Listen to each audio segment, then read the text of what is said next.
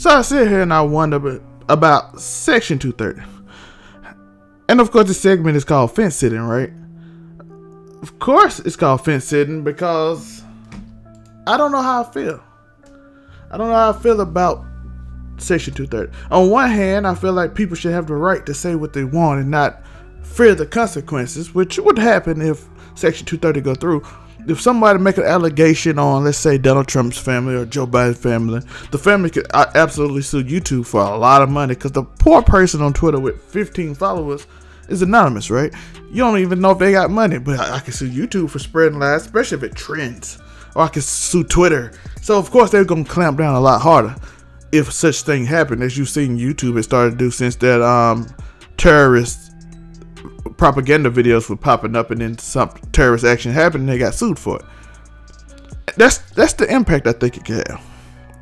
I think that YouTube, Twitter, Facebook, all these places can cause a spiral out to a dark place that I don't know if the world is ready for.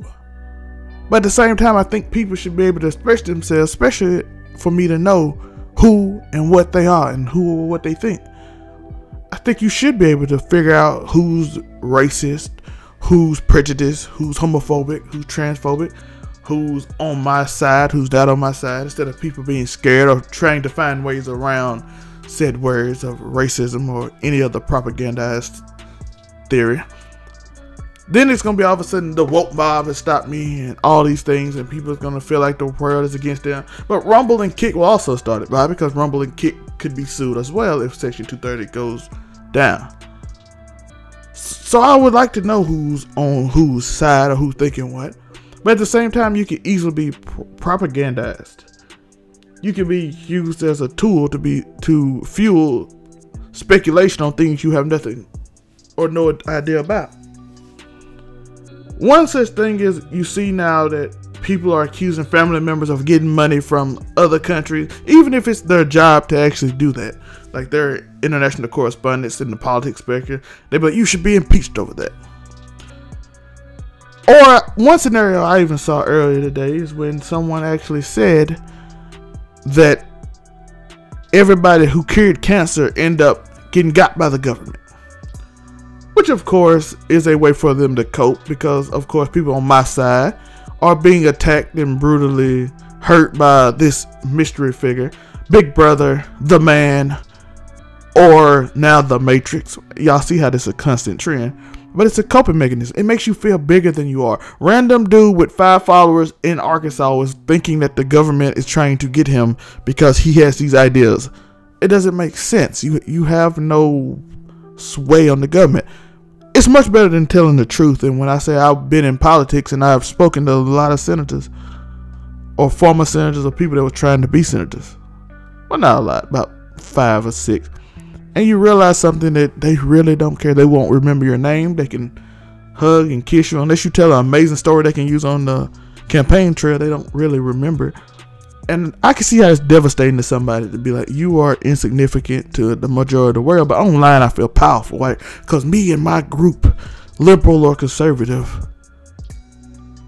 are getting attacked. I feel empowered by this. I feel stronger because of this. And then, but that's the scary thing, because all of a sudden it does propagandize this idea. It does set forth this precedent that we have set, that anything goes. Everyone should go to jail. Trump should go to jail. We're going to talk about that later.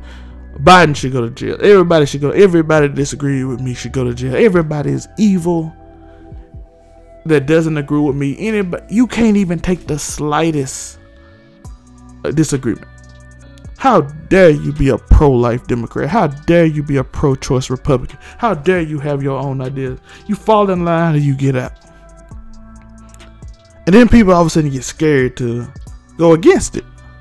We are scared to disagree. We are scared that something bad will happen. We are scared that we'll be outcast amongst our own people if we ever go against what they say. And I feel like Section 230 might make life a little better, where it's harder to get propagandized. It's harder to get set in these little social bubbles, because if you get in the social bubble and somebody else get in and somebody sues YouTube or Facebook or Twitter, the site will shut it down instantly. Why? Because they don't want to get sued. So it seems like a little hope in that. But at the same time, it seems like it's taking away your ability to be you or think on your own. It seems like they're trying to tell you what you can think. Although it's just to save themselves from lawsuits. I would say it might even make people go even more extreme, to go into the dark webs and search for ways to figure out their ideas and collude together where it can't be seen, even though those sites can be sued too if someone found them.